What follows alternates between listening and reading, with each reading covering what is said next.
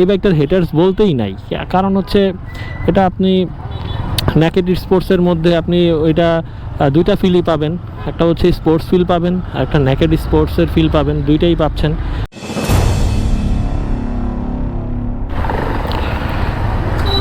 What is up good people, কেমন আছেন সবাই? আশা করি ভালো আছেন। মানে নেকেড স্পোর্টসের মধ্যে মানে সব কিছুই আর কি ওইখানে দেওয়া হয়েছে। যেমন যারা স্পোর্টস বাইক পছন্দ করে, যারা পছন্দ করে তাদের জন্য R15 আছে। এবং এখনও বর্তমানে যত বাইকই নামুক না কেন, R15-এর যে লুকস, যে ডিজাইন, যে এগ্রেসিভনেস, এই জিনিসটা আর কি অন্য কোনো বাইকে এখন পর্যন্ত ওইভাবে পাই নাই। আর যত হায়ার সিসি বাইকই নামুক না কেন, যত হায়ার সিসি বাইকই আসুক না কেন, কিন্তু মানে সব সেকশনের মানুষদেরই, মানে সব বয়সী মানুষদের জন্য R15টা কিন্তু বেস্ট একটা বাইক মানে এখন পর্যন্ত। আর যত হায়ার সিসি বাইকই নামুক না কেন, মানুষ কিন্তু এই বাইকটা কিনবে এবং এই বাইকটা নিয়েই আর কি মানুষ সবচেয়ে বেশি কথা বলবে। সো ওই জিনিসটার R15-এর যে ইঞ্জিন, সেম ইঞ্জিন আছে এমটির মধ্যে।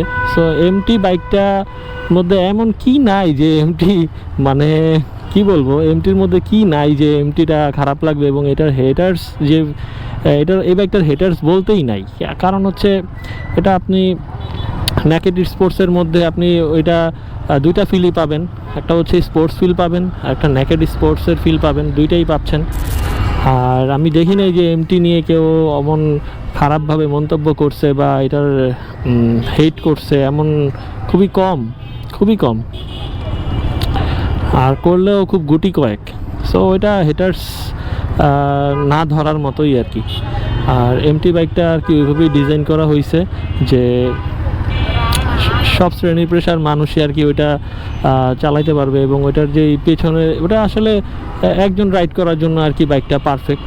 যারা আর কি সবসময় সিঙ্গেল রাইড করে, পিলিয়নের নিয়ে যাদের কোনো ইয়ে নাই, মানে প্যারা নাই, পিলিয়ন উঠে না, বা তারা হচ্ছে সিঙ্গেলি আর কি চলাচল করে এবং অফিস যাতায়াত করে, তো তাদের জন্য কিন্তু পারফেক্ট একটা বাইক। এবং ট্যুরিংয়ের জন্য পারফেক্ট। কারণ দেখা যায় যে R15 নিয়ে যখন আপনি ট্যুর দিবেন বা অন্য যেমন GSX-R এইসব বাইক নিয়ে যখন ট্যুরটা দিবেন, তখন হচ্ছে আপনার একটু প্যারা হয়ে যাবে। কারণ ওটা লং রাইডে গেলে কিন্তু একটু প্যারা হয়, কারণ ওটা একটু লিন হয়ে চালাইতে হয়।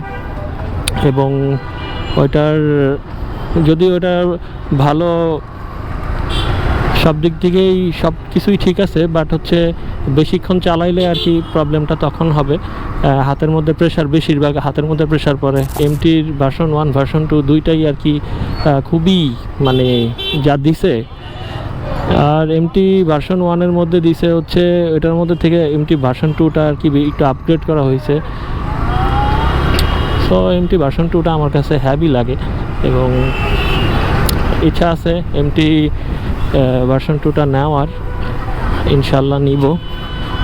আর ওই বাইকটার আমি দেখি না আসলে কোনো দিক দিয়ে, যে R15 বলেন আর যাই বলেন, ওই বাইকটা কিন্তু একের একটা বাইক সব দিক থেকেই।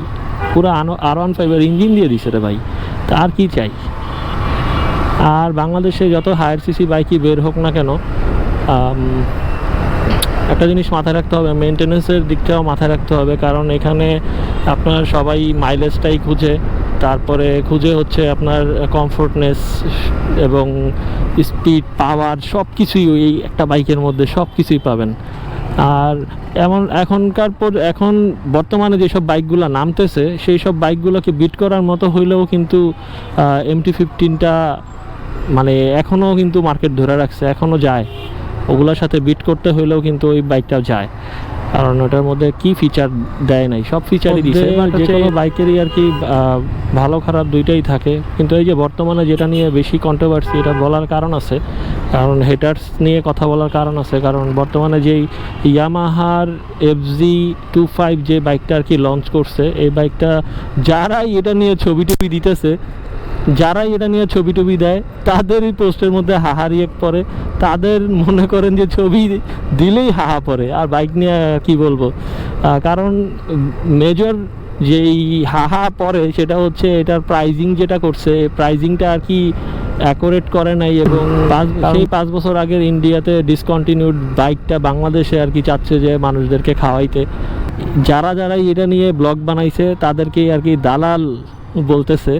আসলেই ওই রে ভাই, আসলে কি মানে সবাই দালালি করতেছে নাকি মানে টাকা খায়া এইভাবে রিভিউ দিতেছে, না এইভাবে মানুষের সাথে প্রতারণা করার কি মানে আমি বুঝি না। কারণ তাদের এমন এমন ব্লগার আছে, তাদেরকে দেখে কিন্তু মানুষ 2-4টা বাইক কিনে বা তাদের পরামর্শ অনুযায়ী কিনে। তো এমন এমন মানুষ আছে যে টাকা খায় রে ভাই, মানে এমন এমন কথা বলে যে পুরা মনে হয় যে নিজেকে বিক্রি করে দিছে। তো এই জিনিসটা থেকে আর কি মানে আমাদের বেরিয়ে আসতে হবে। কারণ দেখা গেছে যে যারা ব্লগ বানায় তাদের কিন্তু একটা ফ্যান বেস থাকে, তাদের একটা ফলোয়ার থাকে। সো তাদের কাছ থেকে যদি এগুলা মানুষ পায় তাহলে কিন্তু এটা ভালো কিছু বয়ে নিয়ে আসে না তাদের। কারণ এই ব্র্যান্ডটা কিন্তু থেকে যাবে, কিন্তু আপনার যে ফলোয়ারগুলো আছে সেই ফলোয়ারগুলো কিন্তু আর থাকবে না। কারণ দেখা গেছে যে আপনার একটা ব্যাড ইমপ্রেশন তৈরি হয়ে যায়, আর ব্যাড ইমপ্রেশনটা আপনি কিন্তু অনেক কষ্ট করে, মানে একটা ব্লগার কিন্তু অনেক কষ্ট করে আর কি তার চ্যানেলটা গ্রো করে, বা তার যে ফ্যান বেসটা, এটা কিন্তু অনেক কষ্টের ফল। কারণ আমি সেটা বুঝতেছি, কারণ এই যে আমি নিউলি স্টার্ট করছি ব্লগিং, তারপরও আমার 1 বছরের মতো হয়ে গেছে, আর সেইভাবে আর কি আমার অমন আউটপুট কিন্তু এখনও আসে নাই। যে দেখা গেছে যে যারা মেনিয়া ভিডিও বানায়, যারা একটু অ্যাক্সিডেন্ট দেখায়, তো তাদের ভিডিওগুলো কিন্তু বেশি ভাইরাল হয়। এবং কিছু জিনিস আছে যে স্ক্রিপ্টেড, তো সেইগুলো দেখে আর কি মানুষ তাদেরকে সাবস্ক্রাইব করে, তাদের ফলোয়ার বেড়ে যায়। দেখা গেছে যে এগুলা করলে আর কি ফলোয়ার বাড়ে, কিন্তু আমি তো ওইসব জিনিস দেখাই না বা করি না। সো এই জন্য আমার ফলোয়ার বা আমার সাবস্ক্রাইবার অমনভাবে বাড়ে না।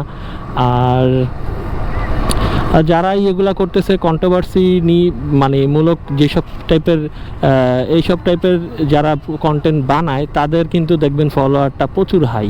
এখন পজিটিভের দিক থেকে কিন্তু নেগেটিভটা সবচেয়ে বেশি খায়, কারণ পজিটিভ জিনিসটা খুবই কম খায়। আর এমন কথা বলা উচিত না যেটা মানে শুধুমাত্রই কোম্পানির দিকে যাবে, এটা ফেয়ার না।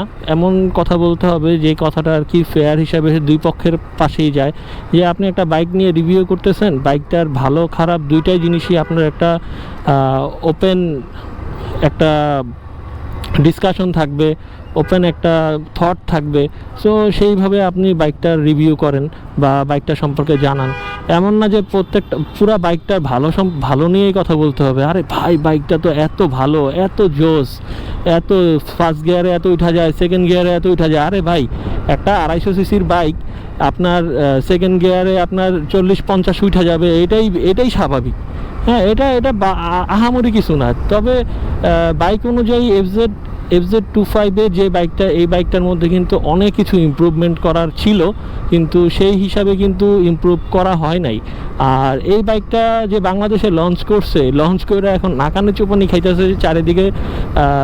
অনেক ভাই ব্রাদার আছে এই বিষয় নিয়ে কথা বলতেছে, আর কথা বলে তো পুরাই ধুয়ে দিতেছে। যেই এই বাইক নিয়ে ভালো কথা বলে তারই দালাল বানিয়ে দিতেছে, মানে এমন একটা চলতেছে।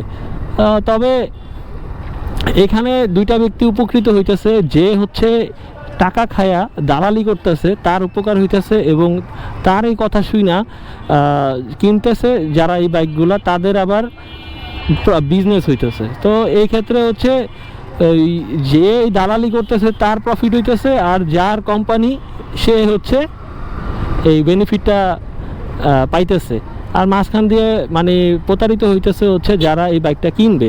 অথচ দেখবেন যে যেই মানুষই হোক, মানে রিভিউ করুক আর যাই করুক, অথচ কিন্তু সে কিন্তু ওই বাইকটা কিনবে না। কারণ সে বুঝে গেছে যে এই বাইকের মধ্যে আসলে আমার মানে বিষয়টা অর্থিত না। যে আমি যে একটা টাকা খরচ করব, আমি যে বাইকের পিছনে 4,35,000 টাকা খরচ করব, সেই টাকাটা যদি অর্থিত না হয়, তাহলে আমি কেন বাইকের মধ্যে এতগুলো টাকা এই বাইকের মধ্যে খরচ করব।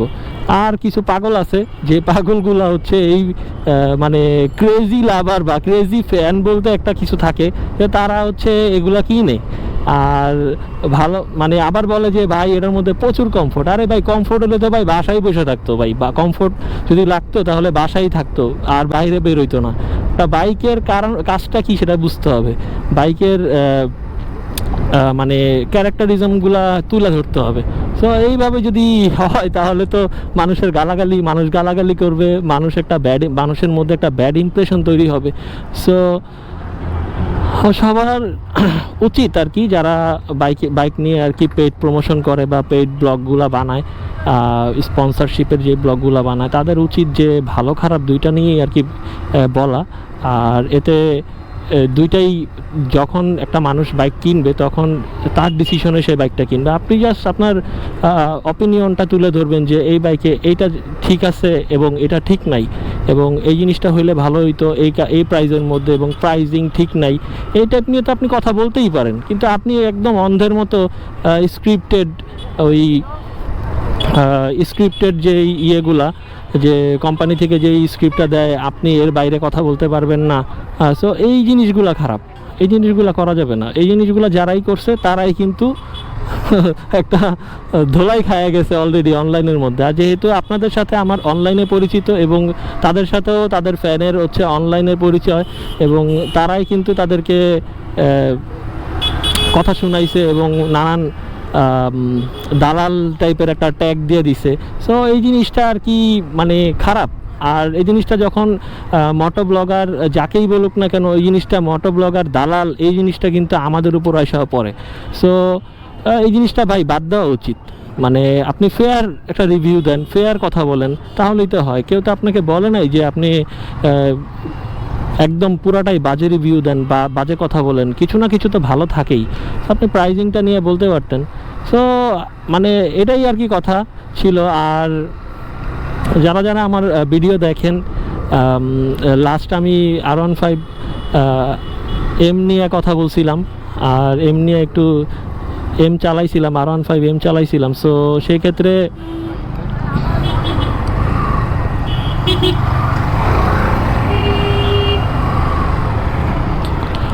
বাইরে ভাই এটা একটা ব্যস্ত রাস্তা। সো এই রাস্তা কেমন কি আগে থেকে ডাইনে চাপা উচিত ছিল। সো আজকের ব্লগটা বেশি বড় করব না, এই জিনিসটা আর কি মাথায় ঘুরতেছিল। অনেক মানুষ আর কি এই জিনিসটা নিয়ে কথা বলতেছে, FZ25 নিয়ে কথা বলতেছে। আর আমি একটা ছবি দিছিলাম আমার ফেসবুক পেজে, বিজি রাইডার পেজে একটা ছবি দিছিলাম, এটা নিয়ে কথা বলছিলাম যে ইয়ামাহা এয়ারলাইন্স। সো সবাই এটা দেখলাম যে মেজরিটি মানুষ এটারে মানে হাসি হিসাবে উড়াই দিছে, এবং যত মানুষই আছে এইগুলাই করছে। আর এই জিনিসটা আর কি থেকে মানে বেরোইতে হবে আমাদের। কারণ আমাদের এই বাইকিং কমিউনিটি, আমাদের এটা ভাবতে হবে, এবং আমাদের পরামর্শ অনুযায়ী অনেক মানুষ আর কি বাইকটা কিনে। এবং আপনাদের পরামর্শ, আমি ওই ভাইদের বলতেছি, আপনাদের পরামর্শ অনুযায়ী ভাইরাই বাইক কিনে, আপনাদের ফলোয়াররাই বাইক কিনে। সো এমন কোনো কথা বলা উচিত না যে কথার কারণে মানুষের মানে টাকাটাই পুরা জলে যাবে, এমন কোনো কিছু বলা উচিত না। আরে ভাই, রিসেল ভ্যালু তো সব কিছুরই আছে, তাই না? তাই বলে যে আপনি এইভাবে কথা বলবেন, তো এমন তো কথা হওয়ার কথা না। সো ঠিক আছে, সবাই ভালো থাকেন, সুস্থ থাকেন। আজকে এখান থেকে বিদায় নিচ্ছি। আল্লাহ হাফেজ।